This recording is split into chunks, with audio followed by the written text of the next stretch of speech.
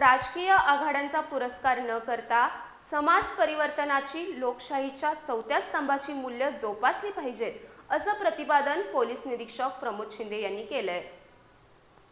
समाजातील विविध समस्यांवर पत्रकारांनी निर्भीडपणे वृत्तांकन केल्यास प्रशासनाला समस्या सोडवण्यास मदत होणार आहे, अशी खात्री पोलीस निरीक्षक प्रमोद शिंदे यांनी दिली।